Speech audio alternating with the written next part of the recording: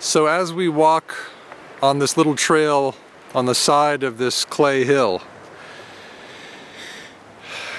we see on this trail clay, clay, clay, clay, clay, clay. The theory is that this hill is the hill where the clay to make the pyramids and to make all these structures, the Temple of Mother Earth as well, was taken from. So let's see if this is just a pure clay hill, and that will help to confirm that theory. Okay, so this is very interesting. As we're climbing up this hill, which is purported to be clay, it looks like we found a little gully, and the gully has lots of stones in it. Very interesting. And not just little stones either, but big stones. This is unexpected. And this is a textured stone right here. This is busting the theory a little bit, because the theory was this was just a clay hill and was not a structurally supported hill. It was not a stone structure and clay structure hill. And there's another stone with texturing on it. Textured stones. Look at this thing. Huh. Wow. Bizarre texturing on that one. This is more standard for the texturing that they do. If they made all these stones, think of the amount of work that was. Then you can see the texturing right there from the side very easily. Absolutely incredible. And why they would make it texturing. If you're heating up clay to make stones, it'd be so much easier to just let the clay sit, right? And it would naturally level out immediately. Hot clay would just level out, just like water would level out. But they're making this incredible texturing. Absolutely amazing. Let's continue up this gully. So that's another large stone. It has texturing on the top. So all of these, so there you can see this, and you say, oh, well, that's just a natural feature. Well, it could be, but then when you start to see all of the stones looking the same from structure to structure to structure, and the stones are placed in alignment with each other, so they're clearly artificially placed, and then the only question is, are they artificially made? Well, then you come to a stone like this, and you say, wow. You say, wow, wow, wow. Because that is very interesting. Huh. Wow. I'm just amazed. I didn't know there was anything like this. Interesting texturing again. Let's get a photo of that. And there's this massive thing here. I did not expect to find anything like this. Based on the idea, which is a very sound idea, I thought, the idea that this was just a clay hill. Oh, here's this texturing. And that's just like the stones, those huge, huge clay stone, heated clay blocks over on the lower trench in the Bosnian Pyramid of the Sun. They have this texturing. I'm impressed. I was impressed before, but now I'm really impressed. There's pattern everywhere. It's just a question of noticing or figuring out what the pattern is. So we got this stone that's on its side, kind of 45 degree, but then look at this texturing. Look at that. Very interesting. This huge stone. I mean, it's... Look at this. Look at this thing. It's just clay. Look. It's just clay.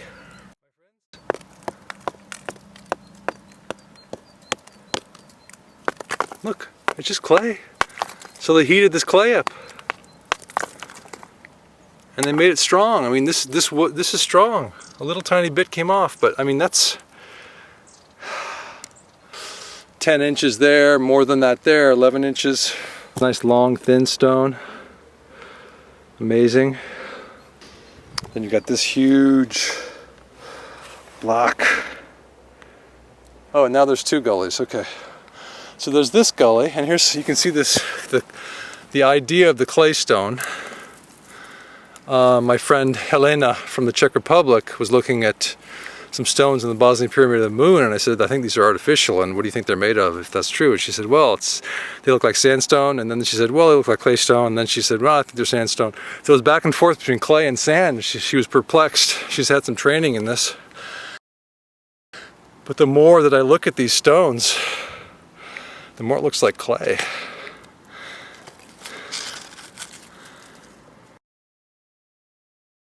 So there's two converging gullies, and you kind of got to wonder if they're modern in the sense of just they happened over the last 34,000 years just by chance, or if they were made to be gullies for the water, because it looks like there's this super steep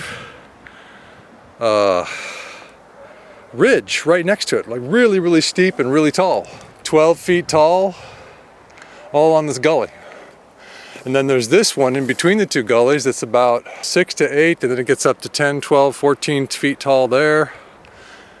It's like these were built. So now we're in the right hand gully. It's actually a little easier to get up this one because there's not so much brush. And things are sticking to each other, like the rocks are sticking to the clay, so it's a little easier to walk up it instead of a talus slope, which is loose rubble. This is talus plus clay. So here's another textured stone. Let me get a nice shot of this thing. Wow. Super exciting.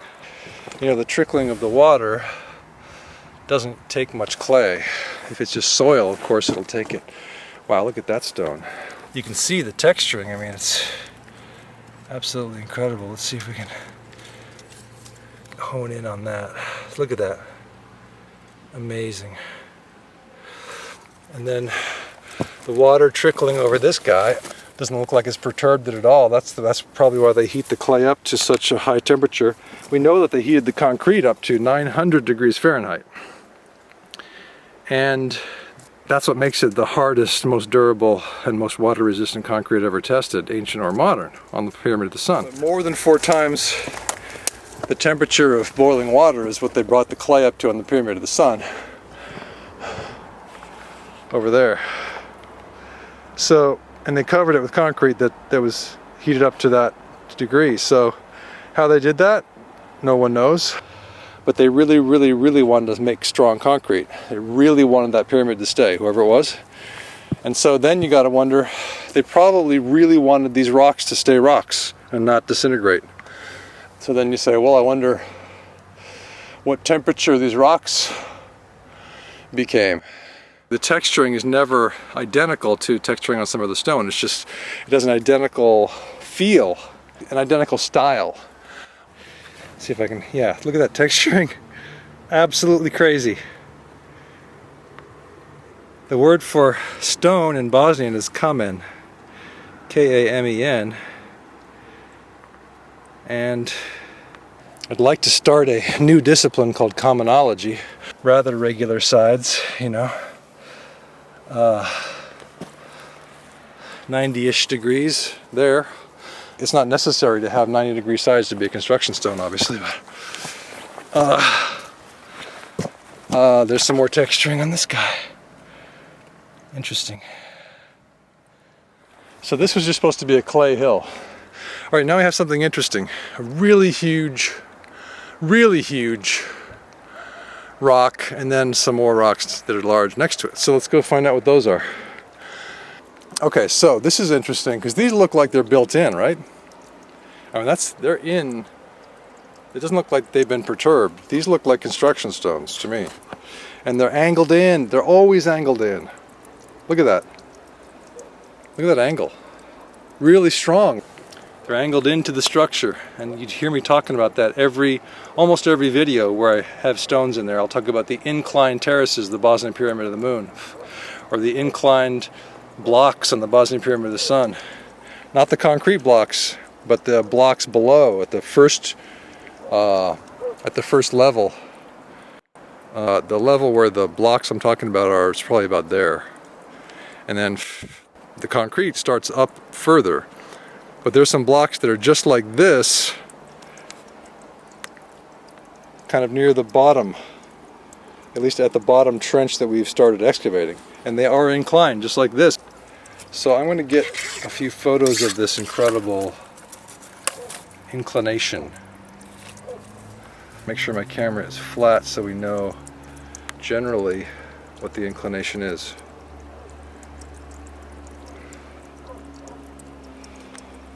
Wow. Okay, now we're going to see if we can get up.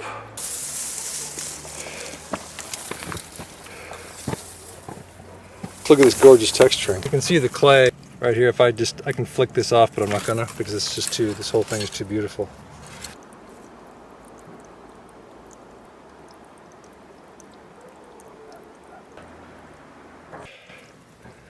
Absolutely gorgeous.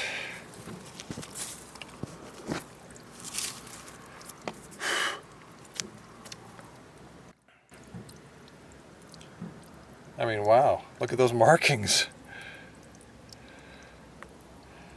Look at those markings, amazing. I'm gonna get closer on that. I think that's important. I haven't seen that before, but it's got a feeling of the same sort of thing going on. It's just a slightly different look. If you're still with me, you're stalwart. This is science. Anyone can do science, and you have to look with your eyes. And that's what you do, and then you do your best to figure things out. That's all. Just because you have a degree from a prestigious university doesn't mean you're right. Because it just so happens that people with degrees from prestigious universities disagree about things all the time. So the question is, what do you see with your eyes? What's your best theory? And then, then you put that out there to the scientific audience, and which is to say to the global mind, since we're all scientists. And then we see whose theory is the theory that does the best in the opinion of the global mind.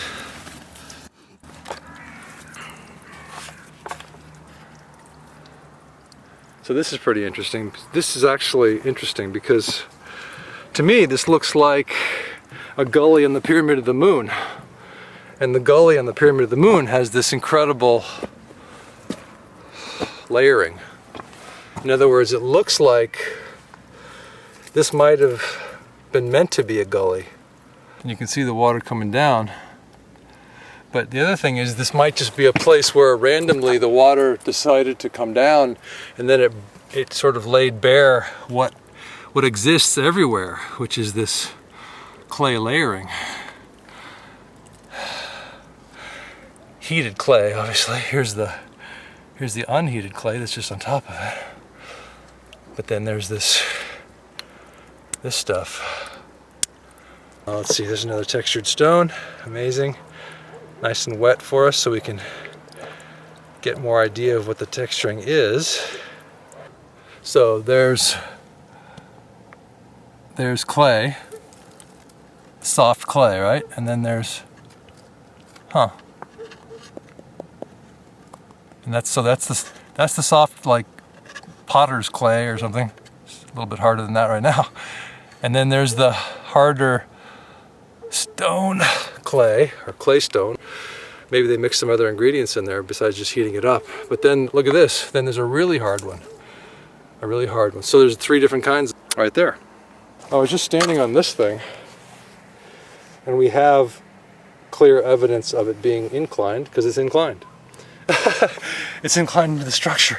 I'm sure the pyramids are multifunctional. They're also heaters. They're 5 degrees Celsius hotter than the surrounding hills.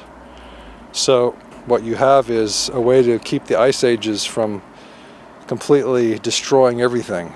That's one good thing about the pyramids, is that the more you build, the warmer the climate is going to be.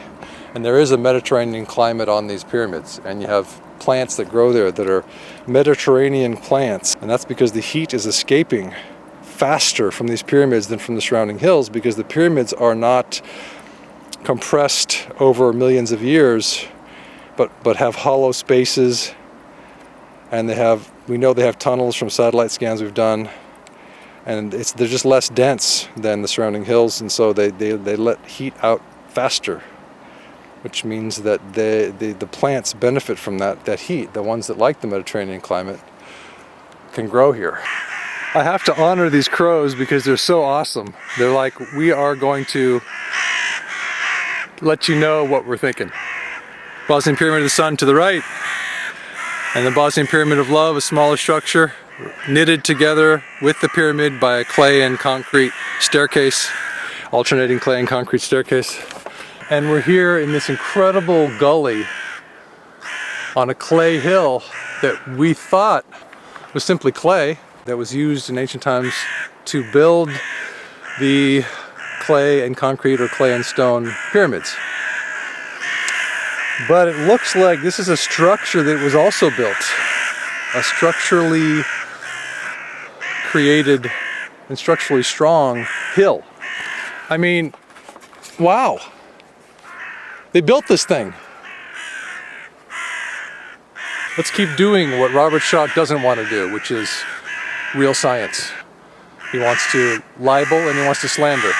He wants to defame. The foundation, whose volunteers Dr. Schoch has defamed, does not have time or money or interest in a court battle.